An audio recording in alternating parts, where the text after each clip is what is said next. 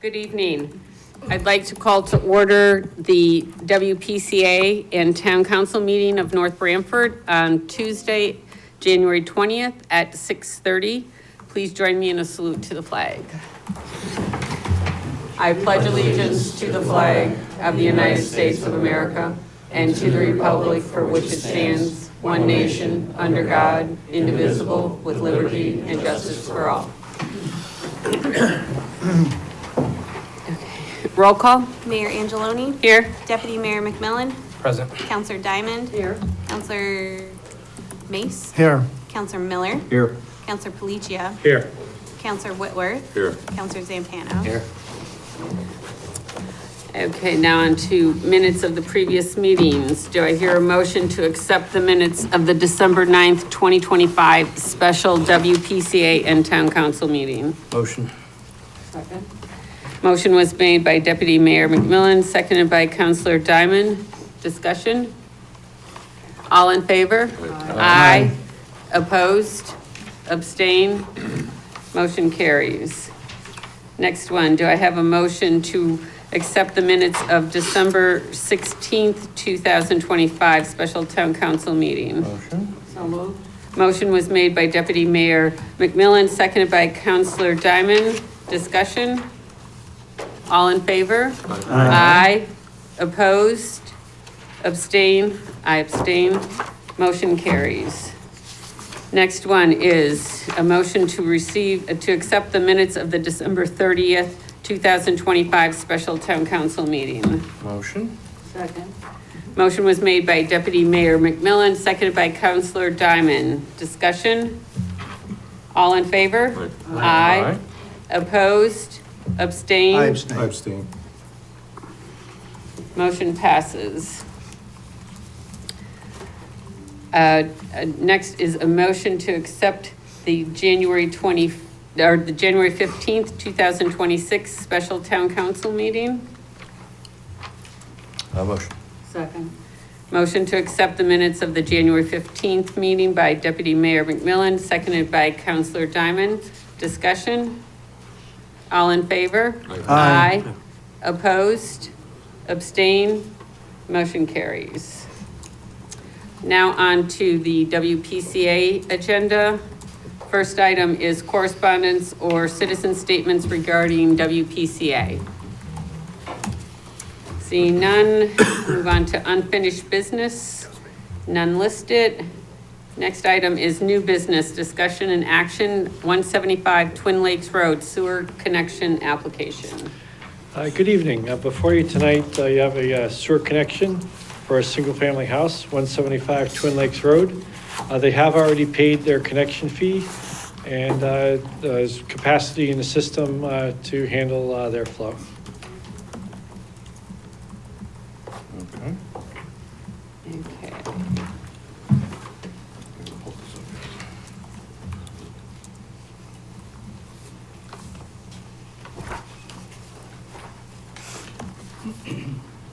It is an open lot. I think just recently it may have been cleared of trees that references what the property is.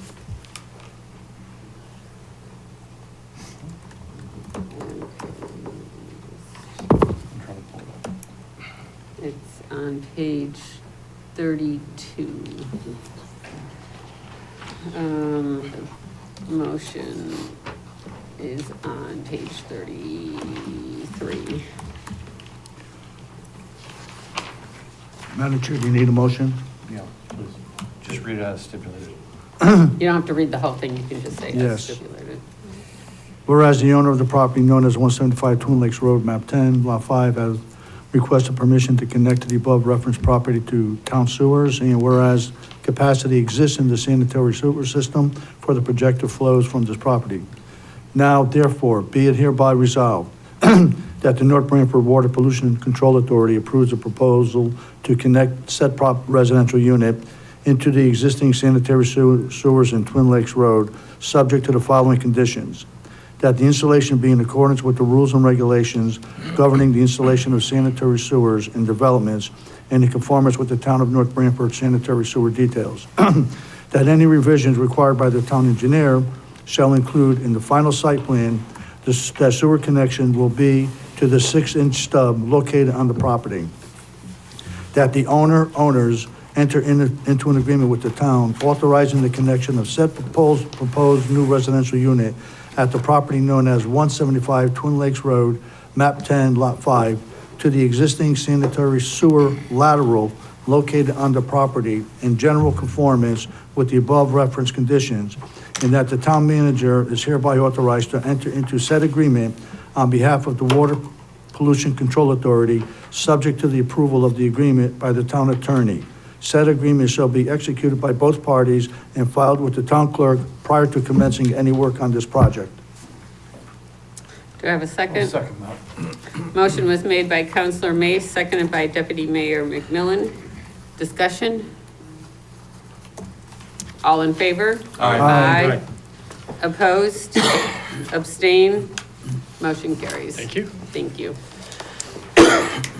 Citizen statements and petitions regarding WPCA.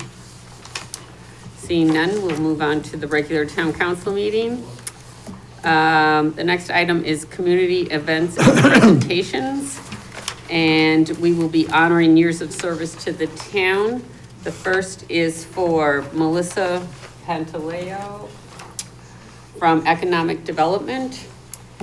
We have a plaque here from the town of North Branford.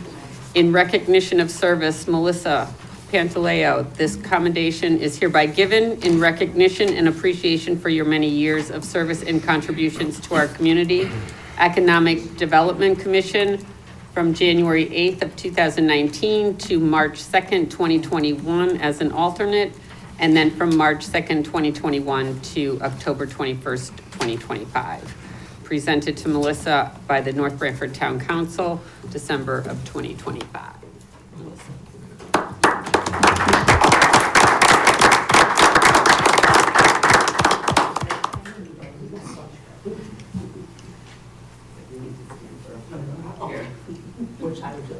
All right.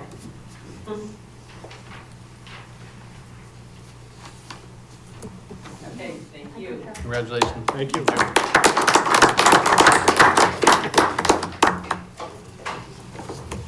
Is Daniel Pond here?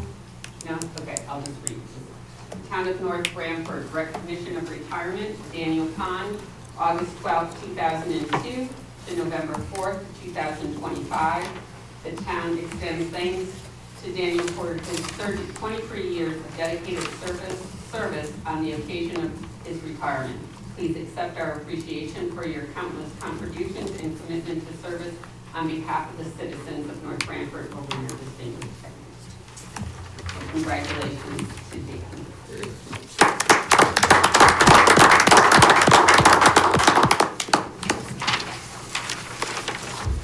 Fran, can I give you this to you?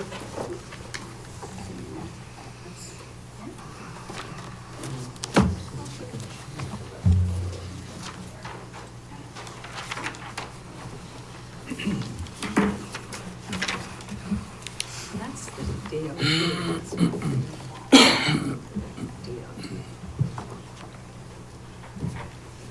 Okay.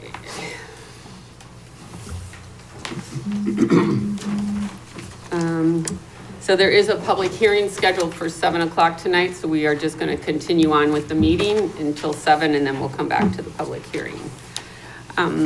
Reports of committees, boards, and commissions. First one is Economic Development. Yes, the Economic Development Commission had a meeting January 5th, and the Economic Development Commission met to discuss initiatives to support local farmers and strengthen the town's agricultural economy. Key areas of the focus included identifying opportunities to increase publicity to local farmers to better reach visitors to the town, and exploring agritourism opportunities as means of economic development. Additionally, the acting town manager reported that outreach efforts have begun with local restaurant owners in preparation for upcoming Restaurant Month initiative. Next meeting's February 2nd. Okay, thank you.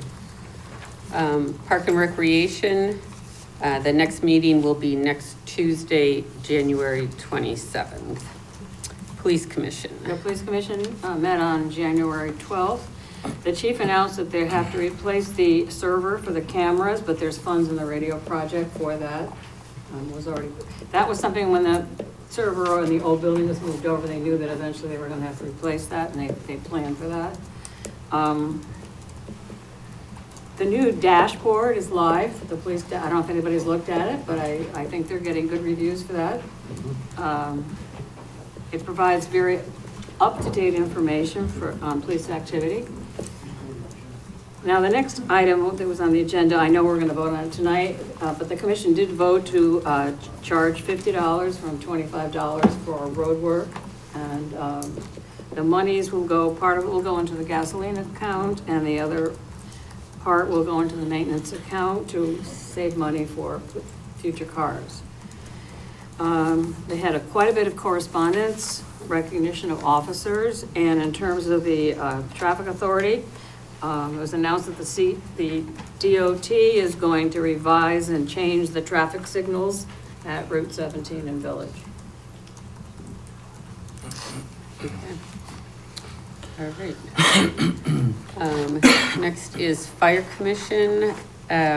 So Fire Commission met last week and they installed 2 new deputy chiefs. It was Deputy Chief McFarland, who is in charge of EMS training, better known as Spanky. So he was installed, and also Tom Hart was installed for training, and that took place at Company 2. And then we had a special meeting last week in regards to a request from the Fire Commission for a new used ambulance. They've been actively looking. One of our ambulances is no longer can be repaired.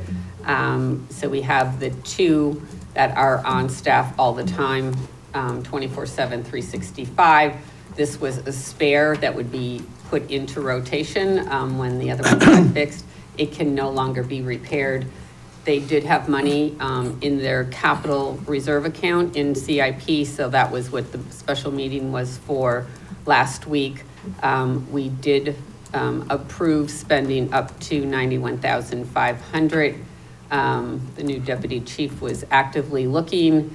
They were able to secure one out of state, and they were able to get it for $80,000. They were asking more than what we had authorized for, but he did some great work negotiating. It will be shipped up here. It's coming from Texas, so there's no salt or any damage like that due to the northeast weather. And the good thing on that too is we also get a 30-day warranty, which is kind of unheard of. So we'll have time for it to go to Public Works and have them inspect it also. And they are shipping it at no cost to the town. They are paying the cost of shipping it here. So Chief Lennon was very happy with the purchase so far, and glad that his new deputy chief was so persistent in negotiating this deal. Their next meeting will be in February, first Thursday in February. Madam Mayor, are you gonna give the updates for the fire department from now on, or? No, I just happened to be at the meeting because I installed the 2 Okay, I just wanna know whether we should prep or not. I was there for the installation. I installed the 2 new officers, so that's what I did it. Okay, Planning and Zoning Commission. I have no update. Okay. Finance Subcommittee, we met last week. There are a number of items on our agenda tonight that we discussed. One of the big things is that we're going into the budget process, and they will be using Munis for budget this year, which will be a big change for the council. So it will be online, but you can get a paper copy.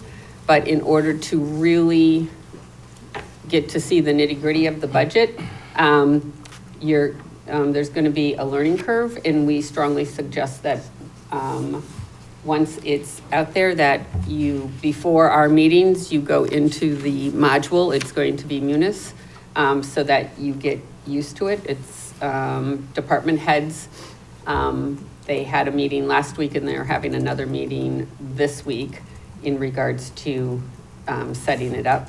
Council members will be able to get a paper copy. If you would like a paper copy, you'll just have to let them know. Let Rory know so that they can. They are also going to be putting together a tutorial for council members as far as how to go into Munis and be able to see the transactions, the budget, the actual budget. So that's one of the biggest changes on budget for this year on there. The other items discussed at Finance Subcommittee are on our agenda later on. Also, one thing, we also had a presentation at Finance Subcommittee from Totucket TV and the dire situation that they are in on their budget due to cuts in funding from them. This will be presented to us in more detail during our budget negotiations. We do subsidize to Totucket TV right now. And we also altered their lease last year at their request because North Branford Dental needed some more parking spaces. So their lease was adjusted and North Branford Dental pays some of the lease for use of the parking lot there. That has all helped them, but their revenue is down just due to all the streaming services and everything else. They do not get as much money in as they used to, so that is putting them in a financial bind. So there will be more of a presentation to the council on this during budget. Public Safety Communications Subcommittee. Public Safety Committee met on January 14th. Deputy Chief Esposito told us that there are still issues with some of the fire department pagers. Some of them are also at NORCOM. We're still going back and forth with those pagers. Chief Lovelace provided an update. There are still a number of financials and outstanding invoices. We agreed to pay a number of them. However, we will not sign off yet on the NORCOM project, that their invoice, because of the problems with the radios until it's all fixed. Public Works, we understand at this point is okay in terms of their communication. There's still an issue with communicating with our mutual aid towns, and Deputy Chief Colangelo is going to do some more research on that and come back to that meeting next month to see what we can do about that. And then Chief Lennon mentioned, our new fire chief, that there's a problem with the computers in the fire engines. So they're kind of at the end of their life and something has to happen. So the committee did approve replacement of those computers. More to come. If I ever can say that the pages are working wonderfully, we can have a party. Thank you. Inland wetlands. Moving that over to. And their meeting did not happen for this month No. yet, correct, okay. Blueprint Committee, Our meeting is Thursday. okay, Coming Thursday. all right, thank you. All right, Town Manager's Report. Good evening. House Bill 8002, the so-called housing bill, was signed into law by the governor in November and has gone into effect as of January 1st. As you're probably aware, this bill replaces HB 5002, which the governor vetoed over the summer. The bill has wide-ranging impacts on zoning and development throughout the state. Groups throughout the state are working with state legislators and agencies to clarify portions of the bill. In the meantime, we've begun working with CCM, SCROG, and other organizations to determine the impact to the town. Different portions of the bill will have different effective dates, so while we have no immediate concerns, we'll remain on top of the situation and keep you abreast of developments as decision points arrive. The town welcomed the Lash Studio to North Branford on December 10th. Located at 1211 Foxen Road, the Lash Studio offers a range of eyelash treatments, facials, and waxing services. It's owned by North Branford resident Lisa Picarillo. The Lash Studio staff of licensed estheticians offer their customized luxury services at affordable prices in a clean, serene, and welcoming space. The town holiday party was held Thursday, December 11th at Capone's Pizza Bar. Attendance was impressive and a good time was had by all, with plenty of holiday cheer to go around. Thank you to everyone who was able to attend, especially Mayor Rose Angeloni and Deputy Mayor Jeff McMillan. I attended the East Shore District Health Department's accreditation ceremony on December 12th. The district has undergone a decade-long process to reach this milestone, making it one of the few departments in the state to have achieved this recognition. Accreditation requires departments meet standards in 10 different areas of performance. We held a project kickoff meeting with our project manager for Munis for the time and attendance module on December 16th. Representatives of the police department and town administration were present to discuss goals and timelines. The project will begin in March with a projected go-live date early in the next fiscal year. After his appointment at your special meeting on December 30th, Mark Amatrudo was sworn in as Emergency Management Director on December 31st. He and I met on January 12th to discuss his transition and ensure that he was given access to all the necessary resources. We spoke about updating emergency plans and integrating them into regular meetings to improve preparedness. Town Engineer Chris Holden, Director of Public Works Fran Marola, and Assistant Director Dan Celentano and I met with representatives of Luke's Consulting Engineers, who were awarded the bid for the project design on the Twin Lakes Road LOTSIP project. LOTSIP is a state program administered through the COGS that provides funding for certain road construction projects. The town's contribution is generally limited to design work. The council awarded a bid for design work at $159,400. Currently, the projected cost for the project stands at $5 million, which would be funded by the state. If all goes well, we're hoping to go out to bid in the spring with construction starting as soon as the fall. As the mayor mentioned, the town's annual budget process has begun. I met Friday with department heads to review the upcoming changes.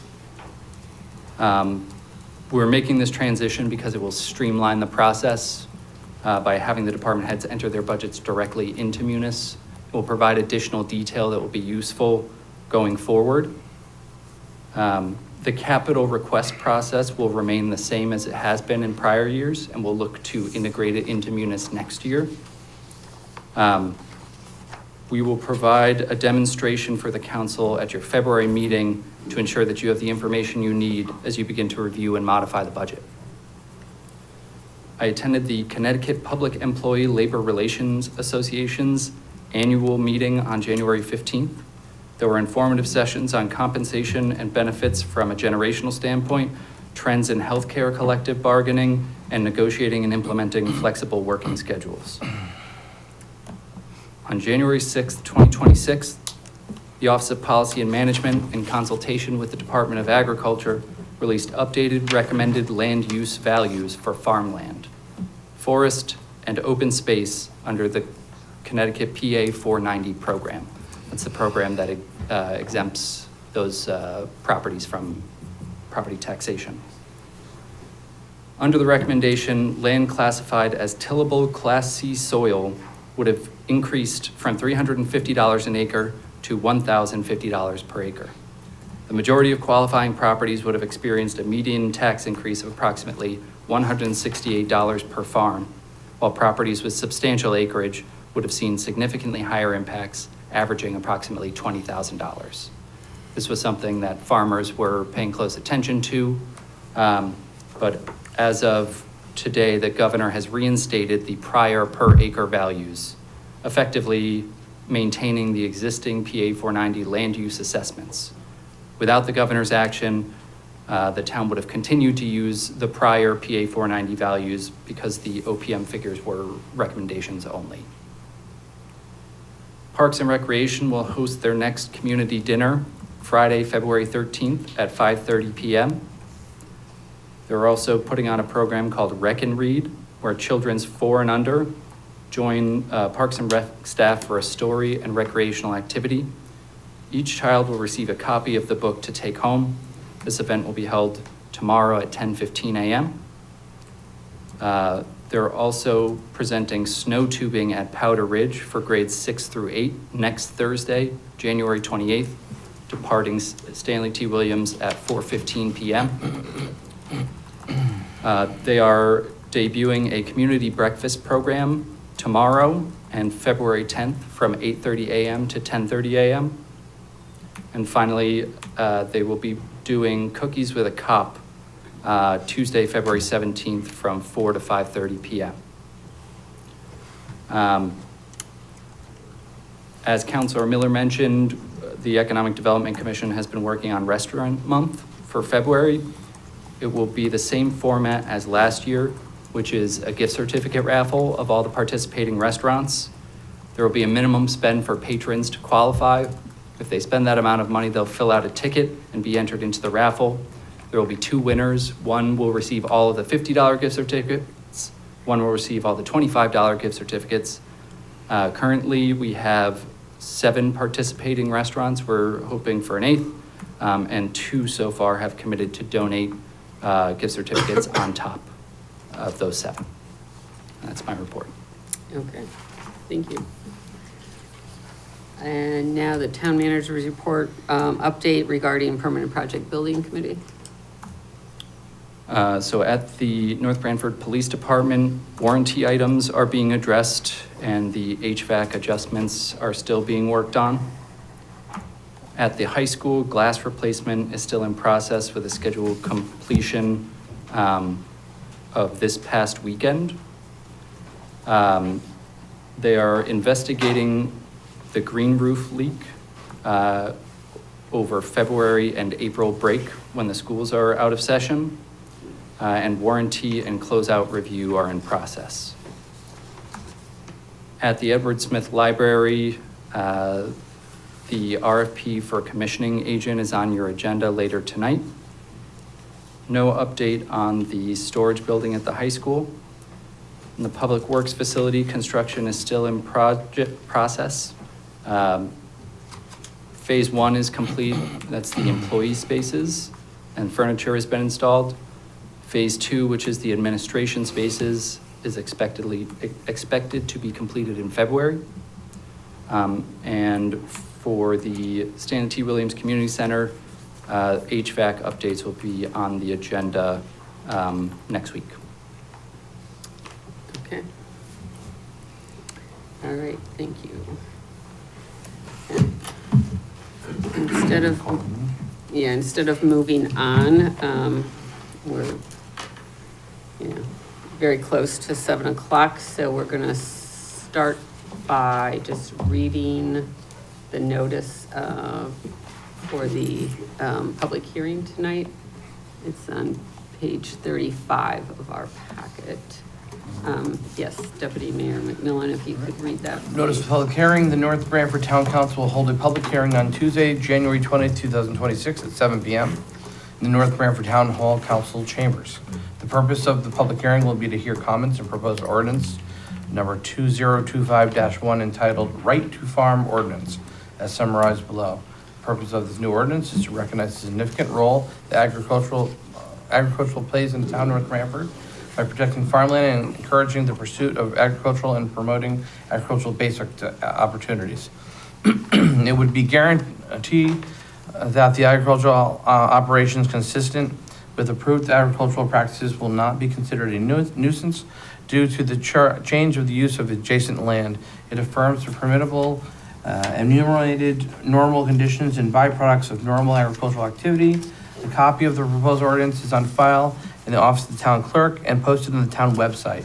Dated North Branford, Connecticut, this 11th day, December 2025. Lisa Valenti, MMC, North Branford Town Clerk. And then the email to public comments is public-comments@northbranfordct.com. Publication date January 15, 2026. The Sound. Okay, thank you. All right, it is now 7 o'clock, so we can open, it's 7:01, and we will open the public hearing for proposed ordinance number 2025-1 entitled Right to Farm Ordinance. Is there anyone in the public here that would like to get up and speak? If so, please come up to the microphone, state your name and address, and you can speak.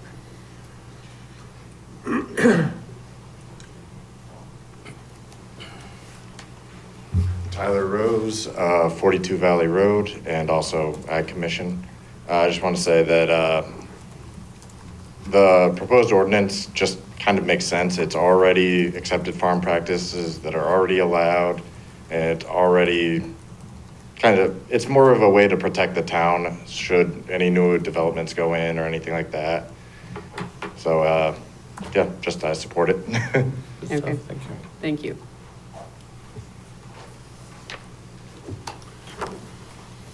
Are there any other comments for the public hearing?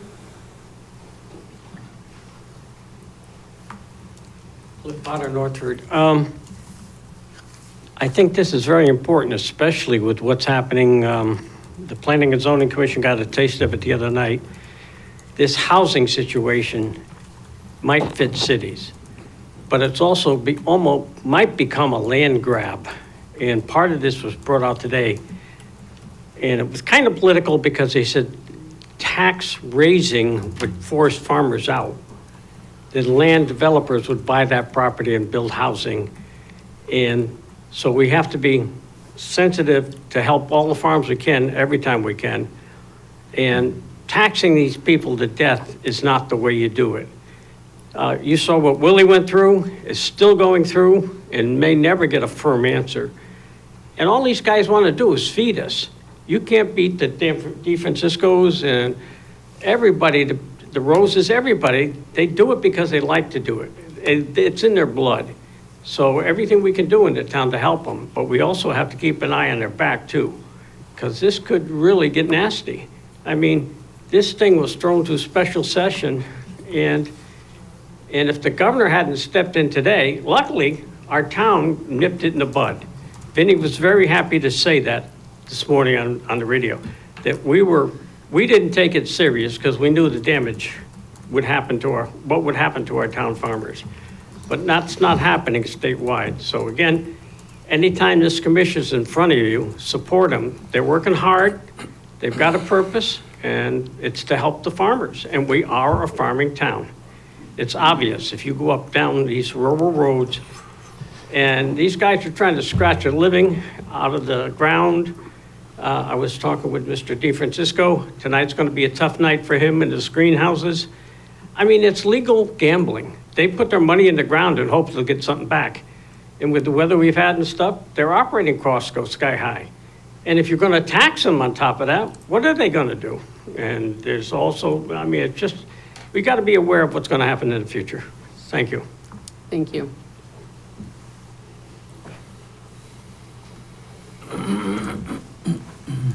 Joe DeFrancisco, 5 Old Forest Road, and we just proposed this to you guys because we just think with all the new people moving in, that just this gives us, the town, some leg to, you know, we already have something in place to say, we like farming in this town, and this is, you know, we want to keep them, and this is what we have, and that's about all I have. Thank you. Are there any other comments in regards to the public hearing? Okay. No more comments? Okay. The public hearing is closed at 7:05 p.m. And there is an item on the agenda in a little bit that we will take action, or it's open for action on there. So we'll just continue on with the meeting right now. So on item 10, citizen statements, petitions, and correspondence. There was correspondence submitted by Bill Savastano on January 6th and 7th that the clerk for the town council has received. He would like it entered into the minutes and said we do not have to read it. He just wants it into the minutes.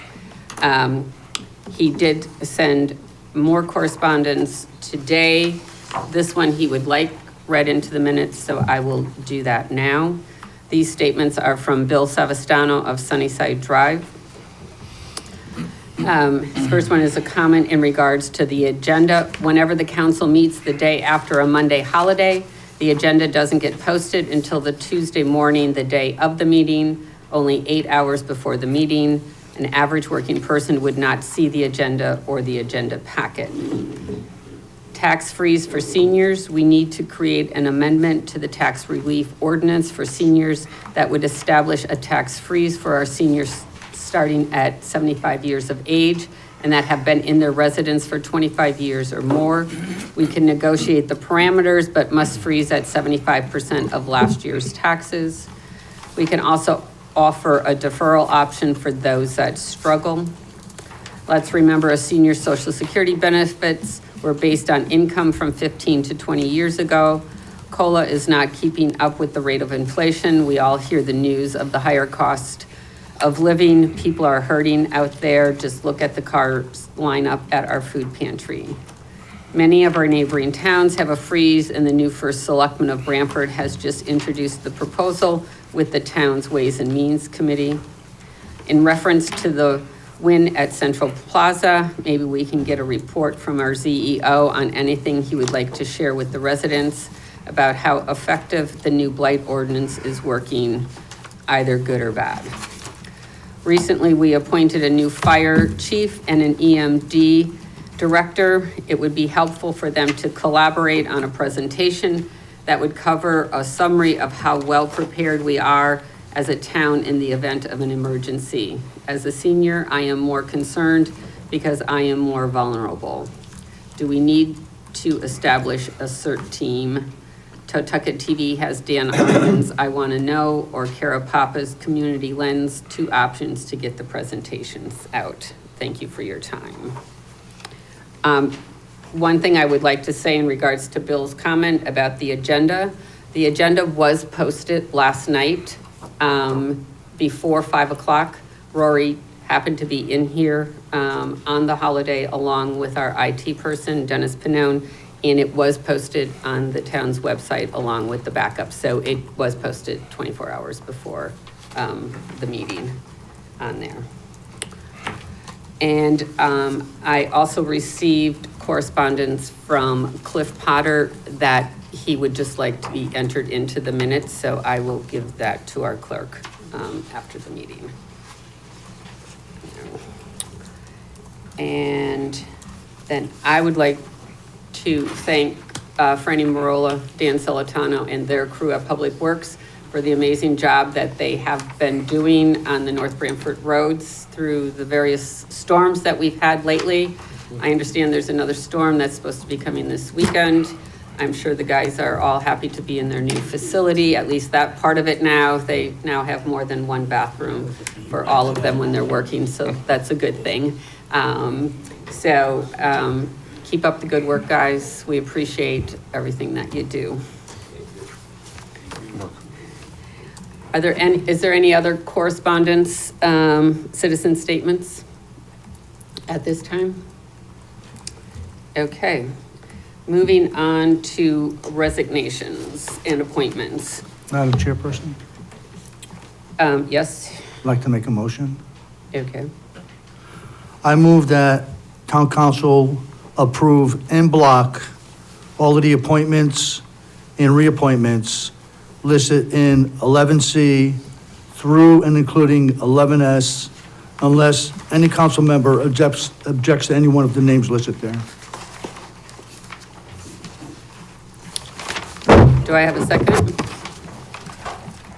Just looking over it. I'll second that. Okay, the motion was made by Councilor Mace, seconded by Councilor Whitworth. So I'm just gonna read off quickly the appointment or reappointment in what board. So we have the appointment of Edward Lawton to the Inland Wetlands, appointment of Bill Galdenzi to Inland Wetlands as a public member alternate. Bruce Abelson to the Planning and Zoning as a regular member. Dan Seiden to Planning and Zoning as an alternate. Victoria Caroline to the Veteran Service Commission as a regular member. Reappointment of Steve Torino to the Parks and Rec Commission. Reappointment of Deputy Mayor Jeff McMillan to the Pension Committee. Reappointment of Mayor Angeloni to the Pension Committee. Reappointment of Adam Canosa to the Permanent Project Building Committee. Reappointment of Steve Scavo as an alternate to the Planning and Zoning Commission.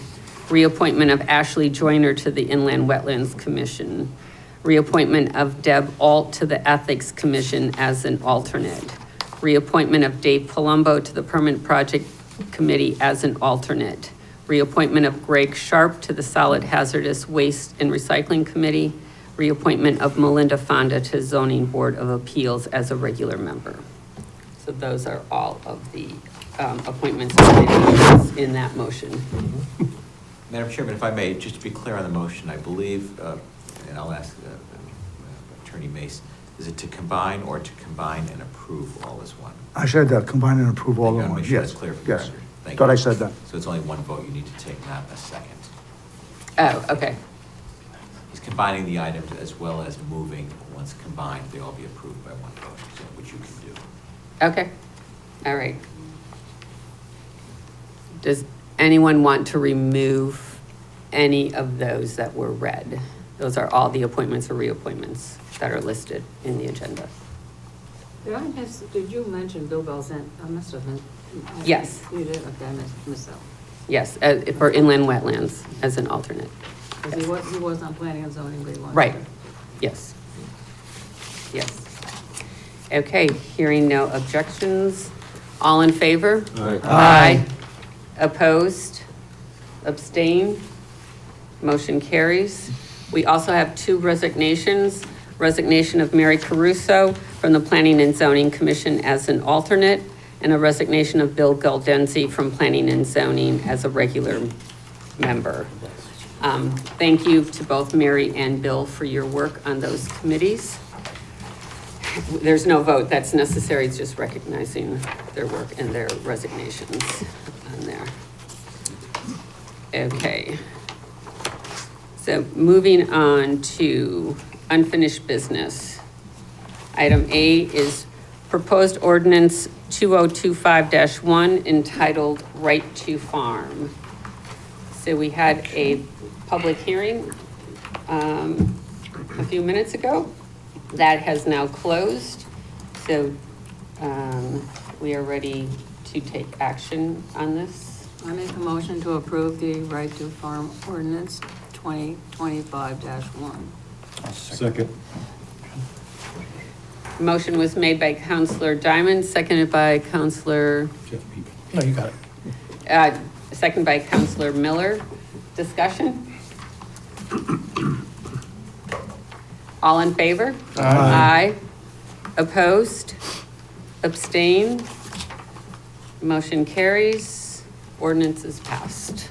So I believe it's a 21-day wait, correct? It has to be published and there's 21 days and then it becomes an official ordinance for the town.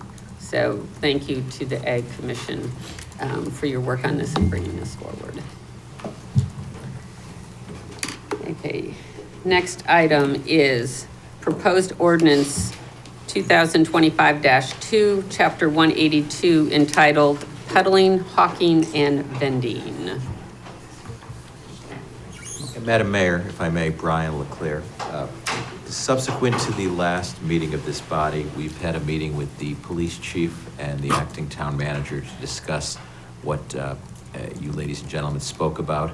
I believe we'll be coming back at your next meeting next month with a revision to this that is workable for the police, workable for the town, and addresses the concerns that were raised with the existing ordinance. So you can see that you'll be seeing a revised version for your next agenda. And at that time, we can discuss it, and if you'd like, refer it to public hearing. Okay, so I know later in the agenda, there's an item to set a public hearing date, but we're just going to not take action on that right now because you have more information. Given the Back to us. discussion, yes, we discussed with the chief and town manager in detail what we should be protecting, how to protect it, what tools they need, and what they don't need to make this workable Okay. in a good way, so. Okay. Okay, next item on the agenda is proposed charter revision. Should not say ordinance, it should just say proposed charter revision. And this is a discussion for the council. This has been on the agenda for a couple months, and I think we need to make a decision if we are going to be moving forward with charter revision. It's a very tight timeframe, so we cannot continue to have it on the agenda and not make a decision on this. We did receive an email from the town attorney in regards to charter revision and possible topics, things to look at in regards to charter revision. This came over a week ago, so hopefully you all have read that and have thought about it. And just going to put it out there and open up discussion for charter revision. I would go ahead. I'm sorry. Go ahead. Originally, I was opposed when we first came up, but when I read the comments from the town attorney, I kind of think maybe we need to do something, because there are some areas that I don't think any of us realize that need correction or need updating. So I kind of agree at this point that maybe we need to do it. And what areas are you looking at? When I'm looking at some of the things he's talking about, there's corrections, minority representation's not listed, the budget process needs updating. It just looked like that there was more than, originally when I thought, when we were originally talking about it, was we were going to just basically talk about the budget process, but it looks like there are other parts of the charter that need updating. If I may just be clear on what I was saying, sorry to interrupt, is I'm not saying that there are any problems that I think are glaring that you need to address. If you form a charter revision commission, these are things they should probably look at. Do you want to change your budget process? First of all, do you want a board of finance? You can change the entire way you treat the budget. Do you also want to do anything with the referendum and budget transfers? Do you want to do them at the end of the year like you do now, or do you want to do them earlier? None of it's wrong what you do by any means, and I don't want to suggest anything wrong. These are things you may want to look at. Boards and commissions, you have appointed boards and commissions. Do you want to make any of them elected? You have an option. Planning and zoning could be elected, for instance. You have to, if you're going to go to your charter, ask yourself that question. Purchasing, bidding, appropriations, remote meetings. Do you want to make a provision for remote meetings, to have all our meetings done remote as well as live? Minority representation. You have a provision for minority representation. It just doesn't have all the possible combinations of membership and, 5, 7, 9, 11, whatever you may have. You still have a state statute that controls. So if you're doing the charter, you may as well clean up a few little things. But from my perspective, there's nothing you have to do, and that I'd say you've got to change this. It's wrong, because you always have state statutes controlling anyways, and the state charter and the U.S. Constitution and the Connecticut Constitution. So, Madam Chairperson, I think the state legislature already made the decision for us. In May of 2015, they passed a bill. The bill requires, and it was in effect on October 1st, 2015, the bill requires each municipality at least once every 10 years to appoint a commission to review its charter or home rule ordinance. Beginning October 1st, 2015, the bill requires appointing authorities to appoint a commission at least once every 10 years to fully review the municipality's charter or home rule ordinance. That was done in October of 2015. October 1st of 2025 was 10 years. As I recall, there has not been any charter revision or charter commission appointed in the 10 years. So I think the state legislature already made the decision for us that we have to review the charter and see what we can do to improve it.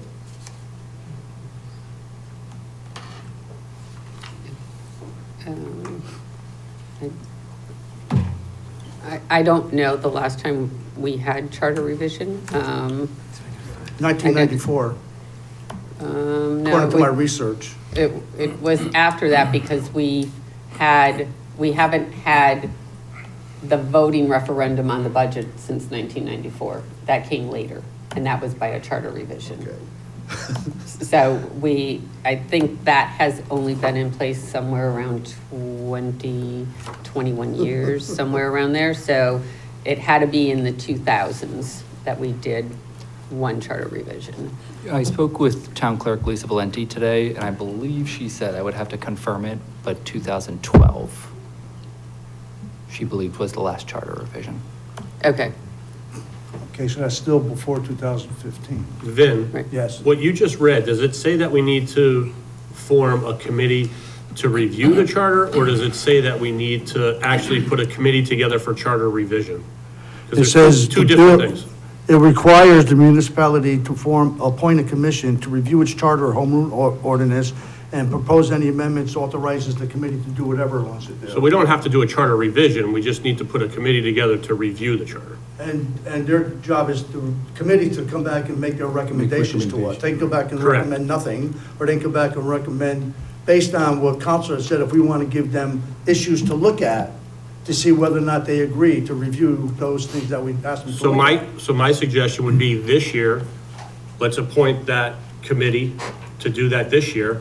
And then this way, they can take the rest of this year to do that. And then this time next year, we can revisit the actual, Well, I think they have timelines that they have to. Yeah, they do. Right, Counselor?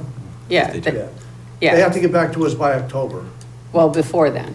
I'd So- say by October. Yeah, well, no, we went through this at the last meeting. that's when- if you're doing a revision. If we're just doing a committee to review it, Well, no, if they review and they make recommendations that things have to be changed, or their recommendations to us that we have to vote on, and if we vote that it goes towards election, that they go, it's the November election, because if there's changes, we went through the whole thing, we don't want to do a special election to change the charter, because then you need 15% of the people to come out and vote yes for the change Special election. in a special election. So you could have 15% come out, but if only 10% vote yes, it doesn't matter, none of the changes happen, because you need 15% to say yes on the revisions, plus you pay for a special election. So if that comes up from this review, we need to have it ready to go to ballot. Right, it'll be a referendum vote on the regular election. In November, Right, correct. yeah. Then. Then there's no that- cost. Well, it's no cost, and then you don't have to meet the percentage of people that come out either. In a special election you do, in a regular election you do not. Okay, I didn't research that. does that have to be a national election, or can that be a? Well, this is not a national this year. It's just the November election. So whether it's, you would try to get it that it's not just a local election, because you get more, Right. you tend to get more people that come out in whether it's a state or a federal. Ours happens to be a state election this year.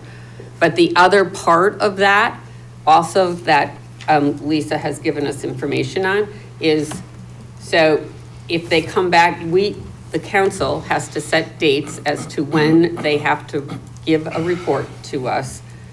If we reject everything on that report and have nothing go forward to the ballot, the people have the option to petition, and we have to give them enough time so that they can petition and it falls within, so it can get on the ballot for November.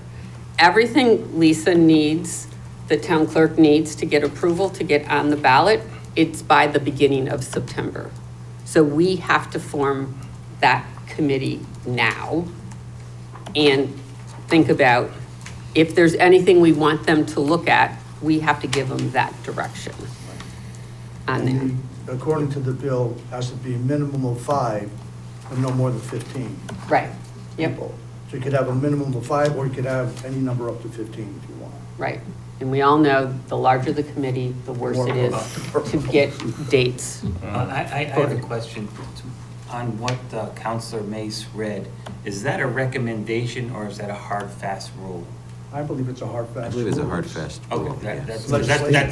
I know, Yeah. but just important for us all to Yeah. know. And to answer your question, I think it's really important to do this at a regular election, because I've had towns try to do it at a special election, because the statutes provide amendments must be approved by the majority of electors voting at a regular election or a majority, which equals 15% of the electors at a special election. Special elections never get out the percentages you need typically. It's Right. hard to motivate people to come out for a special election on a charter revision question. Usually you have to rely on your regular elections to do that. Because a regular election is just a majority, or the majority has to be 15% at a special election. So if everyone comes out at a special election, 15% of your voters, every one of them has to approve it, the recommendations. If you get, 29% turnout, you still need 15% to do it, so. Right, That's where it gets tricky. okay. So, Rory, how would we get the word out that we're looking for people to serve on the commission? The charter review? You also have to be careful, no more than 1/3 can hold any other public office, and no more than a bare majority can be from the same political party. Correct. Correct. So that limits you Yeah. even more as you, 1/3 of whom can hold another municipal office, a bare majority of whom can belong to the same political party. Correct. So it has to be bare minimums, that's Correct. it. So it can't be overwhelming with Republican, Democrat, or unaffiliated. It has to be kind of fair. unaffiliated, it's okay because they're not in a party. If they're independent, registered to the independent party, that's one thing, because we have that party. If you're just an unaffiliated, you can have the entire commission made up of unaffiliated people if you want, because they're not considered to be a member of a party in Connecticut. Okay. And they can't be, you said they can't be connected to an office, so they can't be an appointed. So to- I have one other question. No, And that it is- is a hard and fast rule, and we don't take action, What happened? what happens? Nothing, right? Someone, in theory, can file a mandamus lawsuit Yeah. against the town to compel you to do it. That's about it. Yeah, okay. I say let's do it. I mean, it's got to be Yeah. done. It's over 10 years, so let's do it. Right. Yeah, regarding how we would get the word out, we could do what we've done in the past when new committees have been formed and solicit volunteers, put it out in papers, on the town website, social media, have them fill out the application that we have in place, collect them and bring them to you. Okay, so so if we put something out to have people, so that we can form our committee at our next council meeting, which is in February, Mhm. February 17th. I don't know if that's too aggressive We could try. on there, but we would need the applications in before that date so that the council could review them. I think the first thing is decide what size you want, and then go from there. You want 5, 6, 7, 8, or whatever, and then this way we know what we're looking for. And then naturally, when you put the ad out, put what their resume is and what involvements they have, what qualities they have, what qualifications they have. And I think Rory could handle all of that between Facebook, between the town website, and between the Totucket Times. You get the word out. Yeah, You may have to solicit people. It's not, Yeah. this is not one of those sexy boards and commissions that everyone wants to raise their Right. hands. It's an intellectual, it requires a lot of work and thinking, and most people don't even know what it means.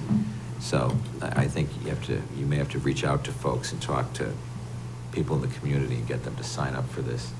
Does the charter provision precluding people from holding more than one appointed position come into effect? Yeah, yes. More than one appointed position? is it appointed or elected? Did it say? You can't have a third Yeah, I got the charter elected? here, hold on a second. Well, I'm saying the town charter provision where people can only hold one Oh, position. right, be on one board or commission. Correct. Yeah, they could be people of other commissions or boards, but no more Well, than I don't know, 1/3. there's something in our charter that says you cannot. So that's what Rory's question Yeah, let me is. pull that one up as well. But the charter might be in conflict with the bill that was passed in 2015, so we don't know that.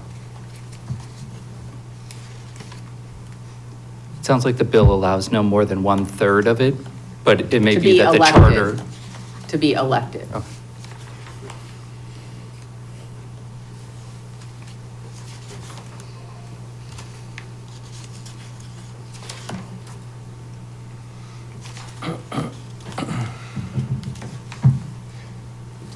provision here.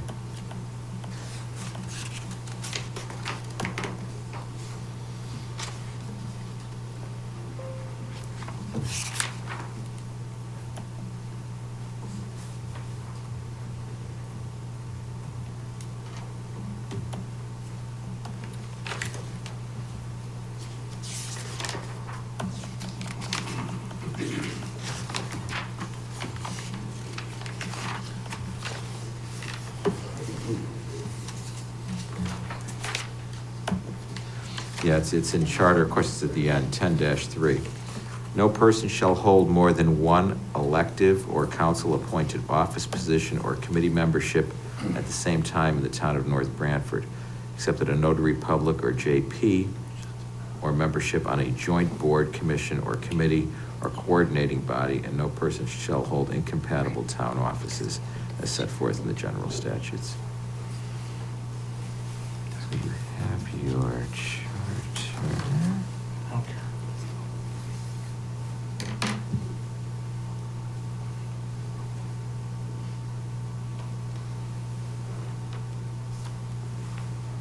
You're bound by this, it looks like, as well, your charter.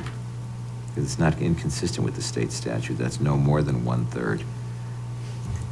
This is clearly none, 0. So you have to have people that are not in any elective or council-appointed office, position, or committee membership. That's a provision you have in your charter already.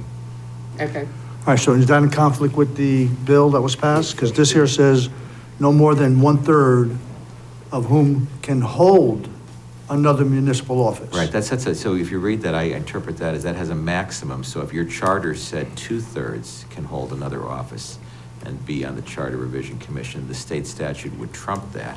However, it says no more than 1/3 may hold another office. Your charter is even more restrictive, saying 0 may hold another office. So that's Right. not inconsistent. That's So what do we go by? We go by the charter in this case, because it's The not bill does- inconsistent with the okay. statute, or the state statute. It's not inconsistent. It's more restrictive. Okay, I'm missing your point.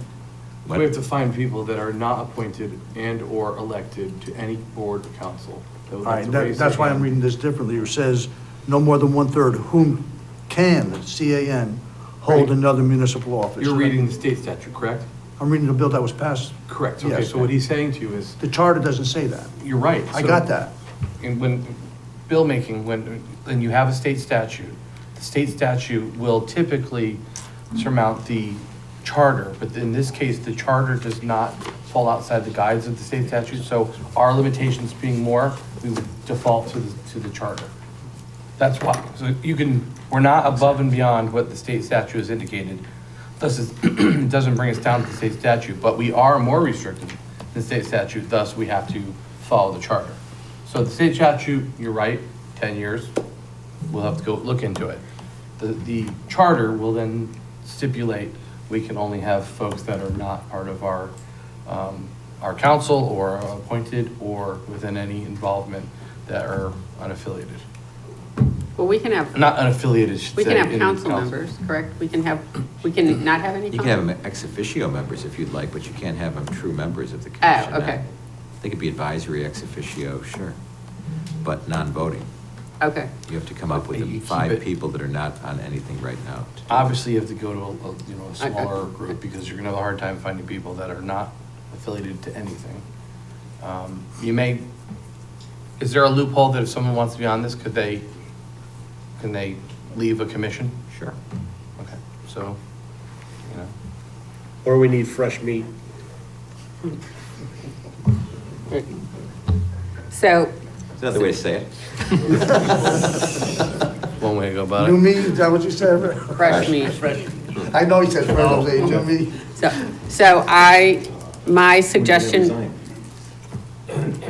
So my suggestion would be that we have no more than 7, probably preferably 5. It's a minimum of 5. I would go with 7. The max is 15. I would go for an odd number on the committee. I agree.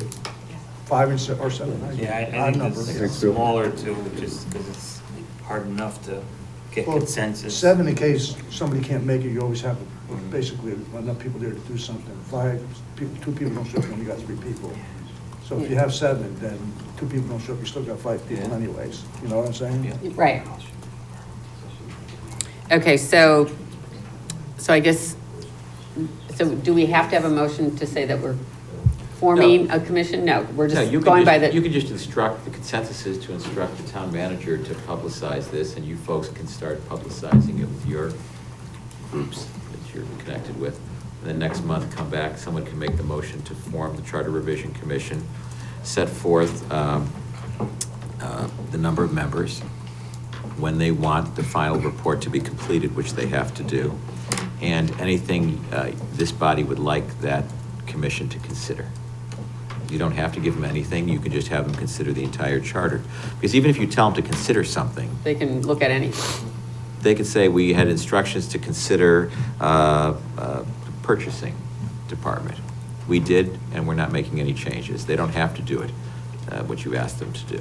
And they can do more than you've asked them to do, so it's a big, they can do anything they want. But then it's up to you to approve and send to the Right. voters what they've done. So there's a lot of checks and balances going on here. So if they come back with, let's say, seven things, we can accept Any or all, or any none. or all, we cannot change. Like if they come back, can we change? Yeah, okay, let's just say they come back and they say that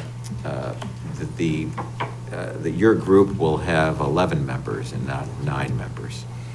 You can say, no, we don't like that idea. We think we should have 7 members on this body, on this council. Go back and talk about that. And you'll have a meeting with them to discuss it. They're then going to come back and give you their final answer, and it could be, this body should be 11, and then you have a choice of saying, no, we reject that, thank you for it. We're not sending that to the voters.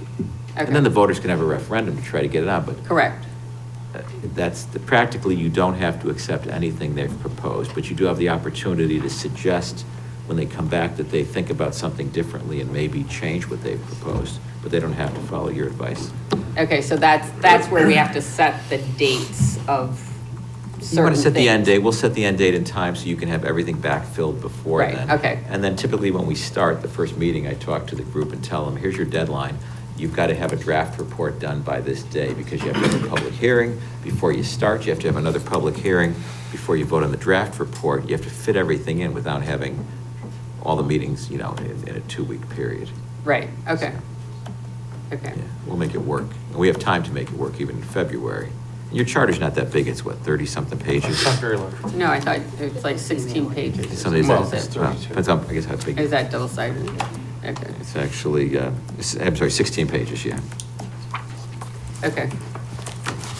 Okay, So we can make suggestions as to what we think we want them to look at. And yeah, you folks should think Yeah. about that for your next meeting. For the Is next there meeting. anything that you'd like them to consider? You have to get consent of this body and have that voted on okay, when you create the commission. Okay. okay. Cliff, you on? Okay, so Rory, can you get things together and start advertising for that? Absolutely. And then I just ask all of the council members to please come to the February meeting with, if you have specific things in the charter that you would like them to look at so we can discuss. Where can we get a copy of the complete charter? In the blue packet that you got when you were sworn in as a I council remember member in, that was the complete, yes, that's the It's- complete. It's also charter. online, so if anyone wants to go online and do a Control F, you could search it that way too. very Okay. easily. But you have a printed copy in that blue folder that you got that night. Everyone got that folder, so we should all have a printed Okay. copy of the charter. I'll email everyone a link to the online version as well. okay, that's good. Okay, moving on to new business. Item A, rescission of easement at 99 Durrell Farms Road easement. I think this is our engineer, here has some information. Yes, so the easement that RWO is going to utilize on our property to extend their water main, distribution main, they were unable to obtain the easement from UI. So therefore, they're not going to be able to put the water main in this, through this property. So we're looking to just rescind the previously approved easement, so that we just have it off the books. Okay. There's a suggestion motion on page 48 of our packet. So in this case, they're going to continue on down Sunset to Foxton Road, Route 80, instead of going through the easement property to Doral Farms. Okay. All right. Do you have the motion? Yep. I have it, yeah. Now therefore be it thereby resolved that the North Branford Town Council rescind the previously approved easement on 99 Doral Farms Road due to a change in circumstance involving the Regional Water Authority. Is there a second? Second. Motion was made by Counselor Diamond, seconded by Counselor Mace. Discussion? All in favor? Aye. Aye. Thank you. Opposed? Abstain? Motion carries. Next item, flags and brackets for town center. So this was discussed at Finance Committee, and I know Assistant Public Works Director Dan Celentano is here to give us a little bit more background in regards to this. Yes, good evening. So last couple of years, Fran and I have been kicking around bringing this forward because the flags are aged. They were purchased in 1996, so we got our money's worth out of them, I'd say. They're torn, the wind's blowing them around, we're getting complaints through Facebook, through, phone calls. So long story short, I worked with Mike Downs prior. I solicited 3 companies, only one would do renderings for us for free, the other ones wanted to get paid to do it, so they provided renderings for us, quotes. We're doing around 50-something poles. So we put in to purchase 75. This way we have extra on the shelf. And if we wanted to increase the amount that we do or decrease, we could do that as well. So what we're looking for is 3 things pretty much. The okay to move forward and purchase something. We need to choose a design and then make a decision as to, do you want us to put this through the capital process, or was there another way you wanted to fund it? Can you tell us the difference between the 2 flags that were quoted? Yeah, so they quoted us vinyl at $21,000, which was a 3-year lifespan. And fabric at a 7-year lifespan for $29,000. So it's a little skewed because we purchased the last ones in 1996 and got all that time out of them, and now they're saying 3 and 7 years. That's for actually manufacturing today. I know things are made cheaper nowadays, but that's quite the. Yeah. What material were they made out of? So our current ones are fabric. Yeah. I would say fabric's got more durability than vinyl. Yes, I mean, I've got quite a few years out of them. Yeah. Yeah. Another thing too, we're looking to go with the 2-post style bracket, so they'll be tight versus the ones we have now. We're flopping all over the place in the wind, which really was taking a toll on them. And we still got 30 years out of them. And we still got 30 years out of them, so I have a question for you. Where Yeah. are they made? Are they made in America, I hope? yeah, they're made, it looks like Minnesota. Okay. That's where we're purchasing them from. Yeah, I would have to, Is that where they're drop shipped or? I would have to look into Maybe it to see if they're that should actually be a made question, in. make sure they're made in America. Yeah. Somewhere. No, good point, because nowadays everything is, assembled in America, but. Right. Make sure we Do have they, that if you don't do they mind. tell you the thickness and quality of them? Because I know personally buying flags, I bought some cheap ones and they don't last long at the house. Yeah, I don't have a thickness on here, but I could get that for you and Okay, get back. so, They actually gave us a weight on the vinyl, 22 ounce. So, all right, so this is putting up a flag on every pole in the center in both Northford and North Branford. yes, yep. So if we, I mean, because the cost is, you know, $30,000 for the cloth ones. So if we did half, got new flags and did every other pole instead of every pole to start, we can either commit to the whole thing, if this is too much, because we haven't budgeted for any of this on here. We could commit to the whole thing and just say, great, we're just gonna do it all at once. Or we could phase it in and still get new flags, but do every other pole instead of every pole. And still do both sides of town. How do we explain that to the poles that don't get a flag? Well, I don't know. That will be your job. To answer all of those calls. Starbucks will help with that, you know, we don't have to do those polls or. So where are the So, poles located, so I know? So I have the pole maps here. It's pretty much like North Branford would be from Atwater Library to the Tilcon Bridge. And then down 139, we went a couple poles. And then Northford, we started at Dunkin' Donuts and went past the library. And then V down, usually to the rec center, Company 4 ambulance, somewhere's in there. Okay. Yeah, scaling it back, I don't think you really, I think it would still look good if we scaled it back to every other pole, and we might even be able to do a hair more, because I was figuring extra on the shelf, because that was always an issue when one broke, you know. Anyone ever consider putting some along the park and the police station? On that little strip there? It hasn't been considered, but it is a good idea. Finally, something I agree with That you. would be spending more money, right? Well, no, we're gonna go every other pole.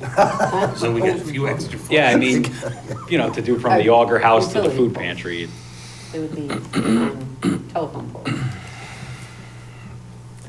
Okay. Yes. So the discussion is,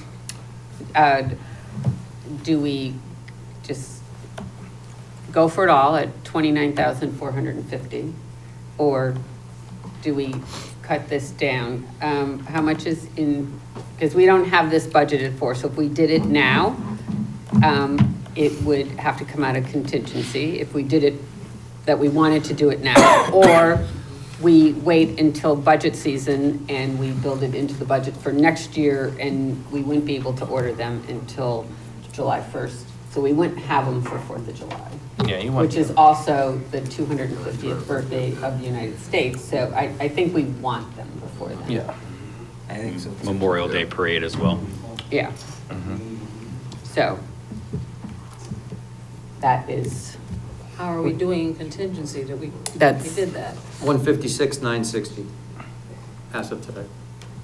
is, because part of contingency was, you know, the administrator's pay increase, all of that is taken out of Yeah, there there. was 238.5 when we started. We bought some toters, and the administrator raised number, and we're down to 156,960. Okay. So we have 156,000 in contingency. We are 7 months through our fiscal year. This is $30,000. If we did the whole thing. What do you want, Rose? You want the whole thing? No, I'm throwing it out there. I'm one vote, just like the rest of you. So, There is If we the- did half, what, you think the prices would go up? No, Rory actually had me ask that question this morning. We confirmed the price is the same whether we do half or all.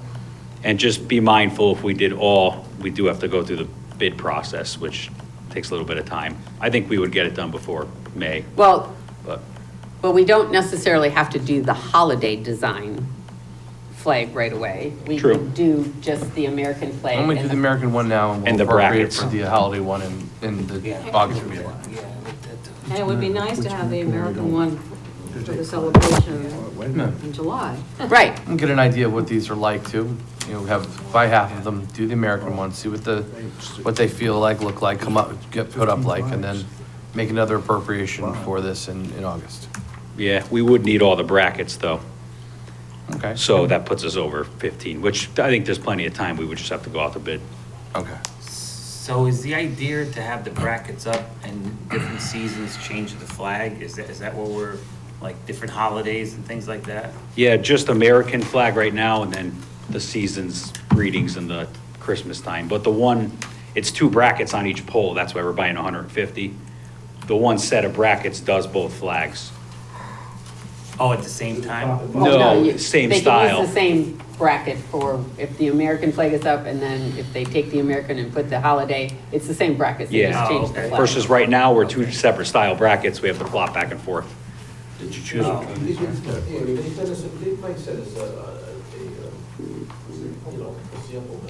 Oh, they would, yeah. We just had to choose a rendering, and then they would get us a sample. We're not gonna put the seal on it, so just use, for that case, just put the American flag. Why, is the seal more? We don't want No. the seal on the American flag. No. I don't want the seal, I don't want- I just want the flag. He just No, no, provided no. both to show, It's too busy with the seal. Yeah. I like that. Yeah. North Branford. I like the one that says North Branford. Put away. So this is- Flag. That's what I This was is to gonna say. purchase 15 flags or 14 flags? Is that No. what this proposal is? no, total, this would be 150 flags, 75 for each, 75 American, 75 holiday, and 150 brackets to do the 75 poles. But if And we, that does give us extra, because we were right around 50-something poles. We were trying to leave extra for when they break, or if we wanted to increase and do something in front of the PD, or, you know. Yeah, I think that whole strip would look good. Right, I don't like that. You go down 22, but It's too busy. Yeah. to get This seal. one's nice. It's too busy. It's about $200 a flag. And you could bump the brackets down a little bit. We don't need that many extra. well, if you did, That'll get dirty. if we did 50 flags, and it's like every other pole, and you probably have some extra to do by the police station, the park, you know, through there. Because if you're ordering 75 and that gave you a few extra on the shelf, you know, half is 40 if you round it to 80. Yep.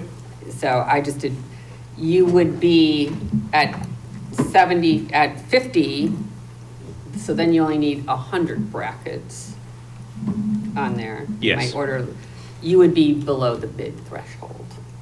Yeah, And not that do helps. holiday flags, just do the American flag. Then we can get more next year. We can Yeah. budget. Yeah.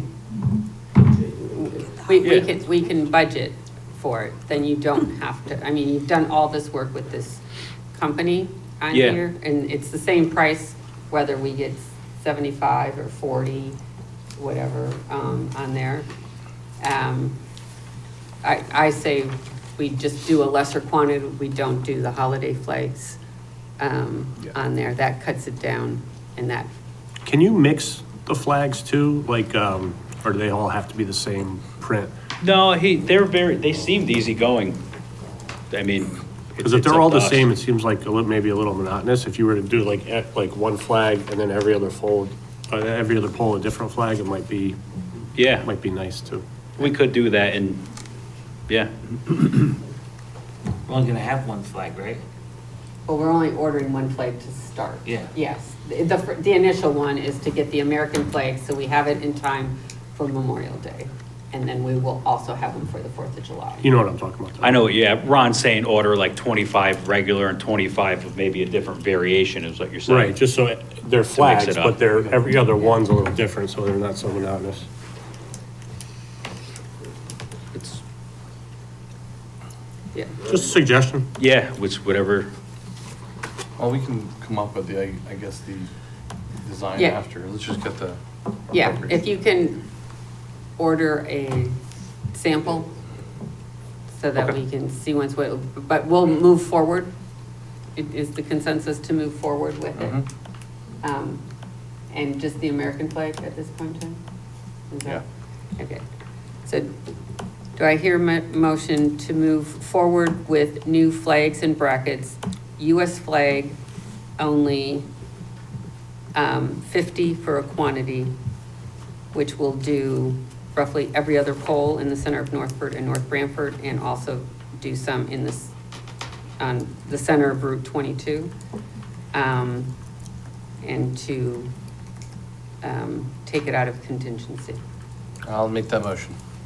Second. Motion was made by Deputy Mayor McMillan, second by Councilor Zampano. Any further discussion? I just, maybe I was confused, but we cut the order in half because we're not doing the holiday, but we're still doing every other poll? We're not going to do every poll now? Right. That was the proposal. Because then during budget season, we can plan, we can plan for the holiday flags, and if we have to, if we want to add other, you know, yeah, to do more polls, then we So I can. have a question. Based on the motion now, it's under $10,000? It'll be under 15 because Public Works has a $15,000 Right, threshold. so we can take it out of contingency and then get the rest of the flags after Yeah. we see this year, okay. Yeah, we can plan for it during our budget season Okay. for the next For budget. the other $15,000 to get the rest of the flags, I take it. Right. Yep. Start that over. Yep. And Madam Mayor, to clarify, that includes 100 brackets to go with the 50 flags? Right. Okay. Yeah. Correct. Or if you have to order a little bit more, it's fine, as long as you stay under the Yeah. 15,000 Okay. threshold. And we're going with the one style American flag, or we're mixing? I don't think it matters now. We're doing every other poll. Okay. We can look at that if we order more, when we order more, to change them up. Are we gonna validate the quality or the manufacturer? I will, yeah, I have to obtain 3 quotes anyways, so I'll compare them with the thickness and the weight, however they do it here. Yeah. I can even ask for a sample if we're, you And know, where they're made, just, yeah. I agree. So I guess to add to Tom, if you find out they're made overseas, are you still gonna order them or you can't order them? yeah, it's What? a, yeah, We'll do our Madam research. Chairperson? yeah. Do you want to put it in the motion? Yeah, I'll amend my motion to say that it is on discretion of Public Works to determine quality of the flags ordered, and we'll make that determination to order them. That is made in America. Right, and the place of manufacture. And place of manufacturing. Second. Are we considering, that's good? We'll obtain a sample before making Yeah, a purchase great. this big. Thank yeah. you. Okay. Any further discussion? All in favor? Aye. Opposed? Abstain? Motion carries. Thank you. Thank you. Okay, next item is military disability tax exemption for land. So currently, the town of North Branford exempts 100% of the property tax on dwellings for 100% service-connected disabled veterans.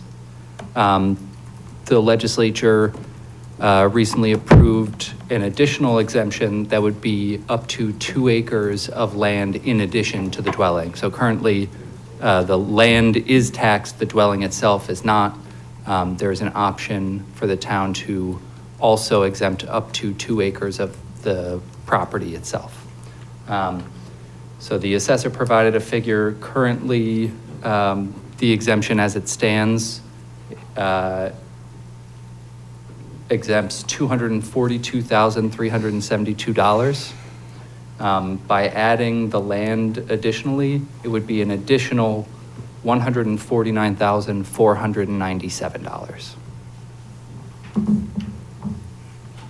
Okay, so there is a I'll make a suggested motion motion. that the Okay. town of North Branford exempt up to 2 acres of land for the qualifying veterans as permitted by PA 25-68. Second. Motion was made by Deputy Mayor McMillan, seconded by Councilor Diamond. Discussion? I have a question. I'm not familiar with PA 25168. What kind of a disability connected, is it, do they have to be 100% disabled? or 100% 10% service. disabled? Correct. 100% Oh. service disability. Okay, from I'm the just service. curious, okay. Any other discussion? I did check with the assessor also, and unfortunately, he could not be here tonight because he's been out sick. But this would go into effect for the grand list of October 1st, 2025, which is the tax bill that would come out in July of this year. So if we vote on it tonight, it will be effective for the next tax bills that come out on there. All right, any other discussion? All in favor? Aye. Aye. Opposed? Abstain? Motion passes. Thank you. Okay. Property assessment deferral application for 32 Ciro Road, North Branford. So the town planner received this assessment deferral application. We had it certified by the assessor, collector, and planner to make sure it complies with the town's assessment deferral policy. The proposal is for a 9,000 square foot building for a fencing company. The parcel is currently vacant.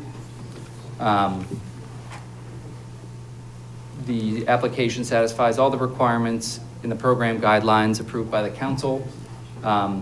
If you approve this tonight, you would declare the project eligible, and the town attorney would draft an assessment deferral agreement that would come into effect when the construction of the project is completed. I'll read the suggested motion that the town council authorize the town attorney to draft an assessment deferral agreement with the applicants to accordance with the town's assessment deferral program and authorize the town manager to execute the same. Second. Motion was made by Deputy Mayor McMillan, seconded by Councilor Zampano. Discussion? Question. Yep. This is the same program that we're using for, let's say, new businesses, like the Starbucks that's being built, right? Same idea? Same, it's our tax deferral program. We're Yep. good. Yeah, Yep. More thank you. business friendly. Yep. So, and the way it works is, I mean, this is, if you buy an existing property, it has to increase by 35%. Got it. So this one here is totally new construction, so it definitely good. meets that.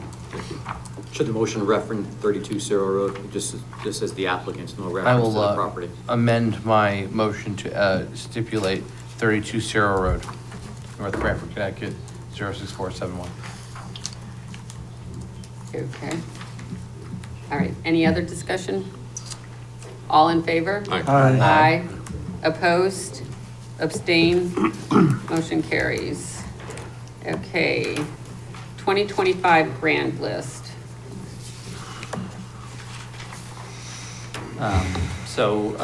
The assessor is not feeling well tonight. He's getting over the flu, so he provided me a statement to read to you. I asked him if he'd be available in February. If you have additional questions, we can have him come at that point. The 2025 grand list reflects a transition from the prior revaluation year. By comparison, the 2024 grand list increased by approximately $500 million, driven largely by a 50% increase in residential values resulting from the 2020 revaluation. With the new revaluation cycle now complete, the town has returned to a more typical growth environment in which new taxable value is generated primarily through targeted assessment activity rather than broad market appreciation. Organic growth remains limited due to structural factors, including the Water Authority's ownership of approximately 1/3 of the town's gross land area and infrastructure constraints along the Route 80 corridor. Despite these limitations, the net taxable grand list increased by $13,453,527, or 0.72%. The gross taxable real estate grand list increased by $295,298, or 0.02%. Targeted commercial revaluations helped offset valuation shortfalls and prevented a reduction in the gross real estate grand list. Of the 682 building permits issued between October 2nd, 2024 and October 1st, 2025, 163 permits demonstrated potential to add value, with 116 completed in time for inclusion in the current grand list. Notable additions include the taxation of the pharmacy at BH Care and increased valuation at the plaza located at 280 Branford Road. The net taxable real estate grand list decreased by $2,806,380, or 0.17%, attributable to an increase in 100% approved permanently and totally disabled veterans exemptions. The gross personal property grand list increased by $290,530, or 0.33%. Verification and confirmation of reported data for several larger accounts contributed to the addition of taxable value and helped avoid a reduction in the personal property grand list. Given routine depreciation of approximately 5% annually and limited new capital investment, sustained growth continues to depend on carefully monitoring and the effective use of all available assessment tools. The net personal property grand list increased by $7,675,467, or 13.79%.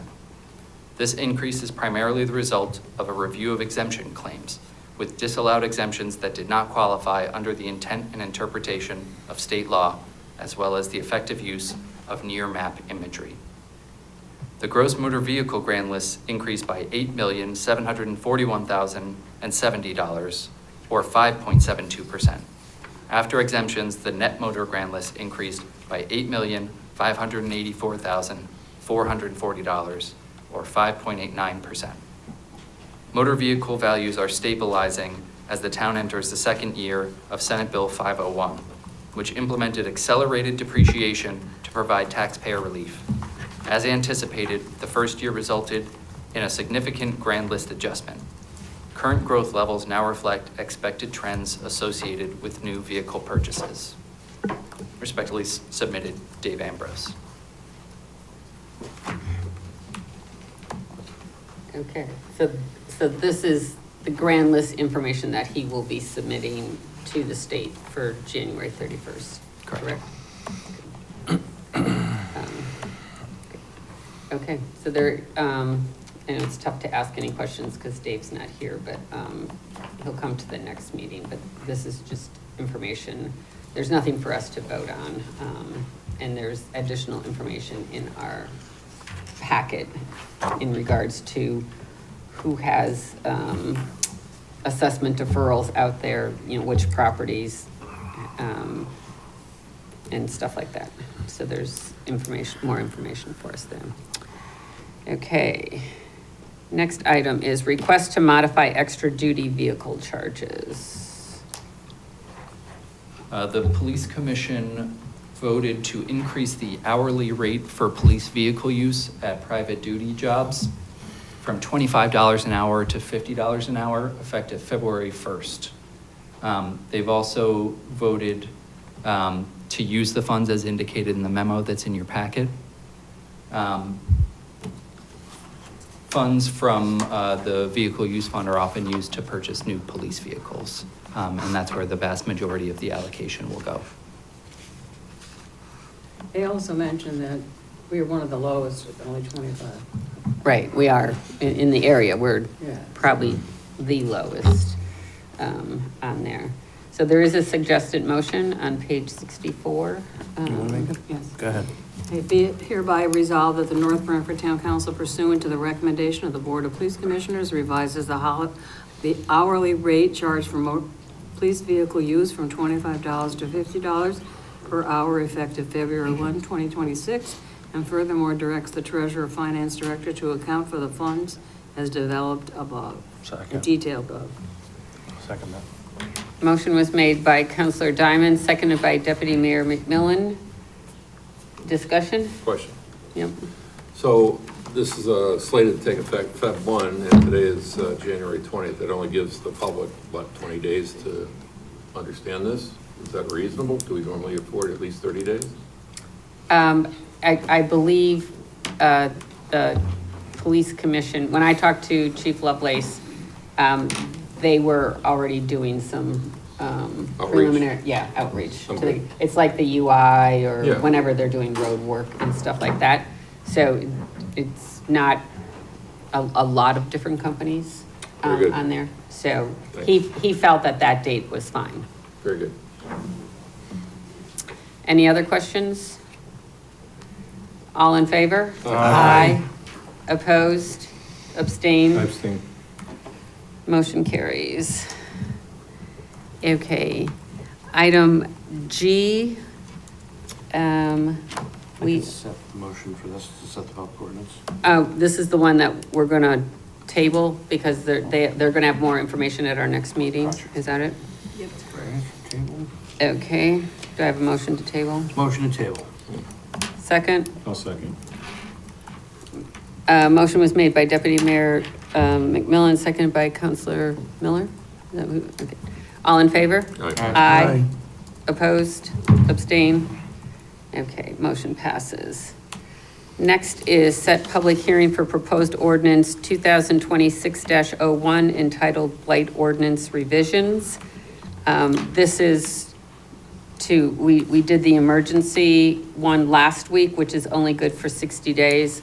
This now goes through the whole process of amending an ordinance.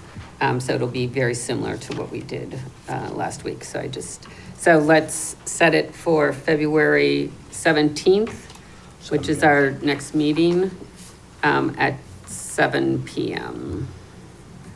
All right.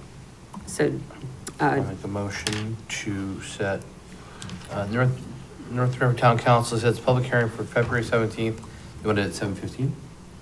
7 o'clock. At 7 o'clock. 7 p.m. In accordance to Chapter 120 of the Code of North Branford entitled Blight, and added by the following language: upon application to the town council, the council, after hearing for cause shown, may reduce and abate civil penalties or can costs imposed by hereunder. Second. Okay, motion was made by Deputy Mayor McMillan, seconded by Counselor Diamond. All in favor? Aye. Aye. Opposed? Abstain? Motion carries. I think it was 7:15 because they thought we might have had the other one at 7. Oh, which that we makes don't. sense, okay. So, we had 2. Okay, next, moving on, pension compliance analysis. So the town's police pension document expires June 30th of this year. And as we look to begin negotiations, it was brought to our attention that the town's defined benefit programs have not been reviewed for legal compliance in some time. The last time the pension was negotiated was 2016, and it was attempted at that time, but the recommended changes did not go through for the police pension. For the other two, the fire and the town employee pension, the changes were adopted at that time. So we reached out to the town attorney and asked to connect us with some attorneys who specialize in pension compliance. And we were referred to Virginia McGarity at Robinson Cole. So Anthony and I met with her to discuss what it would look like, how much it would cost. She said it was difficult to put a figure on it, not having seen the documents. And of course, she won't look at the documents unless, we engage her to do so. But based on her experience, she said the plans that were updated in 2016 should not require a large amount of work. The police document may require a little bit more. But, we asked her if she would be able to ballpark it. And she said individually, none of them should approach the bid threshold. Combined, perhaps. Okay. I have a question. Do you know what they charge as an hourly rate? It's Not in the- how many hours, but what their hourly rate is to do something like this? Yeah, so memo. Virginia is the head of the pension compliance practice there. Her rate is $500 an hour. Her associate, who would also be working on the project, would be $350 an hour. Okay, so there's a motion on page 66 of our packet.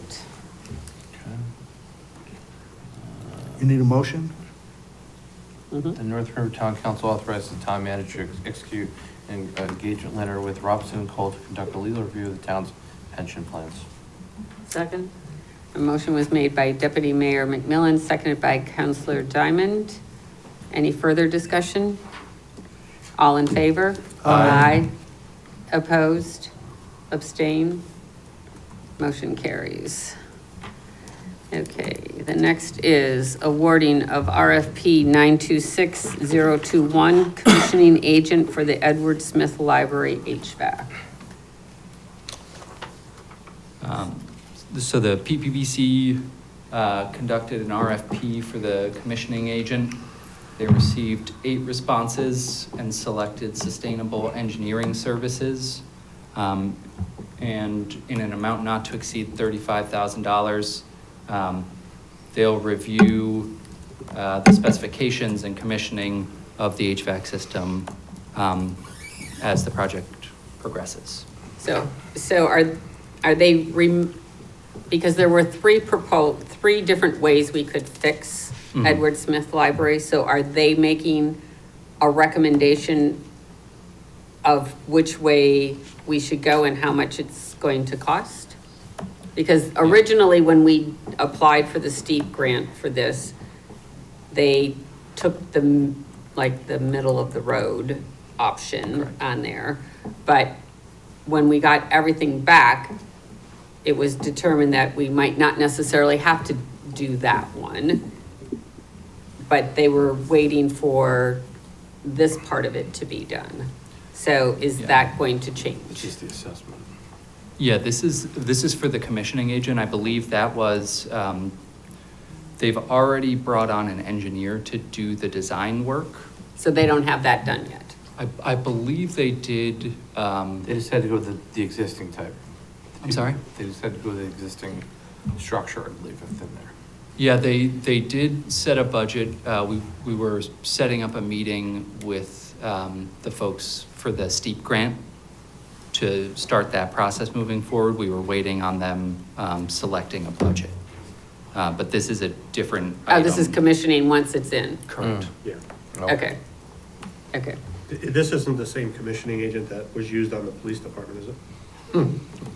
I'd have to check. I'm not I sure. don't think so.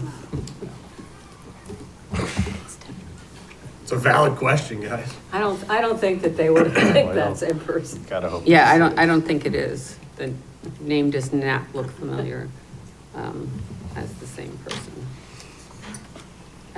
No, that's. Okay. All right, so the North River Town Council hereby authorizes the town purchasing agent to award a contract to Sustainable Engineering Services LLC, SES, of Rocky Hill, Connecticut, in an amount not to exceed of $35,000 for the Edward L. Smith Library Commissioning Services. Second. Motion was made by Deputy Mayor McMillan, seconded by Councilor Diamond. Any other discussion? All in favor? Aye. Opposed? Abstain? Motion carries. Okay, the next item is award RFP 926016, Retirement Plan Investment Consultant. So this is a recommendation from the Pension Committee that came through from their December meeting. This went out to bid earlier last year, and this is the recommendation from the Pension Committee to come forward. Can I make this? Yep, yep. Okay. Be it hereby resolved, the North River Town Council, based on the recommendation of the Pension Committee, votes to award RFP 926016 to USI based on their revised response. Second. Motion was made by Deputy Mayor McMillan, seconded by Councilor Diamond. Questions? Yeah, I'm trying to fee 14 BPS, 13 BPS, just, what are those It's fees? basis points. It's the way they, So a basis point is 1/100th of a percent. Okay. That's Is the way that all the the same bid. company? It's the same company we Yeah. currently have, Yeah. correct. They've done a great job. Responsive, always there. They've done a good job. Any other questions? All in favor? Aye. Aye. Opposed? Abstain? Motion carries. Okay, audit status fiscal year 25-26. That should be 24, 25, right? Yes. Yes. Still in progress. Had a request today for some information, like 121 by 225. They had the information back. That should be the last piece. They're gonna give me a draft. I'll do the MD&A section, get that to them, and then they'll be able to finalize it on their end. Okay, so right now, are we on just a 1-month extension We're on a to 1 January month. Yeah, 31st? Correct, but she is asking that we file an additional 1 month to give her to the first week or so of February to make sure everything is in through their internal review and everything else. Okay. Okay. All right, on to finance report as of 12/31/25. The financial report you have in front of you, December 25 compared to December 24. You notice the revenue is 100% on target with last year. It's kind of never really happens, 57.9%. The taxes, again, are a little bit higher than the year before, 64.4%, the biggest revenue source, compared to 64.2% from the prior year. On the expense side, again, aside from the confusion with the consolidated cost center, which we're going to resolve, again, we can't transfer money between departments per the charter until after April 1. We'll resolve those overages there. Aside from that, there's no other departments that are overexpended. At this point, it remains pretty much unremarkable. Slightly ahead of last year, but nothing significant. Okay. I just have one question, Anthony. Yes, sir. This report that we've been getting, it looks the same as it always looked. Are you using it through Munis, or is it still, how are you generating this? This is a spread, the report comes off of Munis like this for all the different departments, and then I consolidate it onto a spreadsheet. I can certainly give you the. I mean, is that for our benefit, because this is easier, you Well, think, it's to a look at? one-pager. The expenses are 50 pages of expenses. Okay, no, that's fine. This consolidates, and the revenue is, I just didn't know if it was gonna change with 11 Munis or pages, not. no. They don't have a canned report that mirrors the budget document from the budget to actual kind of perspective. Thank you. Okay. So item N, administrator equity adjustments, and item O, Reed's Gap Road property request. These are items that will be discussed in executive session first. And if there's any voting on those items, we'll come out of executive session and go back to vote on those. So we're just gonna move on the agenda. So the next item is citizen statements and petitions. Any comments? Citizen statements? Oops. Chuck Larkin, 62 Clear Lake Manor Road. I'm a member of the Veterans Service Commission. I'd just like to say thank you for your vote in favor of the veterans tax deferral. It's a great thing for all. Thank you. You're welcome. Thank you. Any other visitor comments? Okay. I'll make a motion to go into executive session. Which one are we gonna start with? We start with, Yeah, let me see. Start with item. Is item E on here administrator? Or is item E the administrator? we have to come in, come out, come in, come out. Equity adjustment? Yeah, E is the equity adjustments. Okay, so we're gonna start with E because we have some members that need to. I have a 3 leave. a.m. flight, so I have to. So we're just gonna go out of order a little bit, so that's the first one we're gonna do. So go ahead. All right, so, go into executive session for item E. item 15E pursuant of CGS 1-206A, discuss strategy with respect to bargaining. Including town attorney, town manager, town finance director, and I think that's it, right? No, we don't need town finance director, I don't think, on this, on the report. 'Cause he's part of it. Oh, yeah. Yeah, so just the town attorney and the town manager to be included with the town council.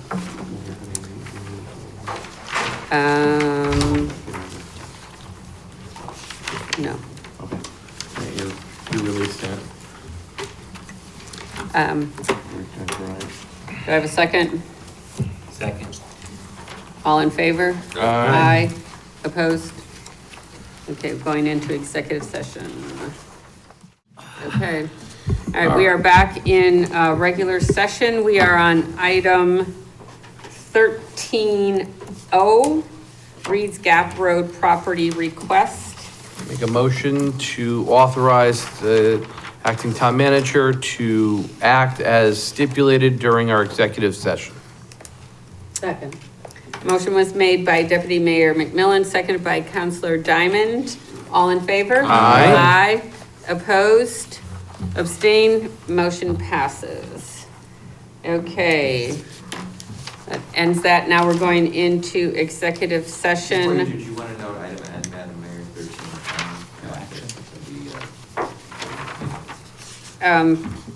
Item N is tabled to our February meeting. Item N was administrator equity adjustments. That is tabled into our February meeting.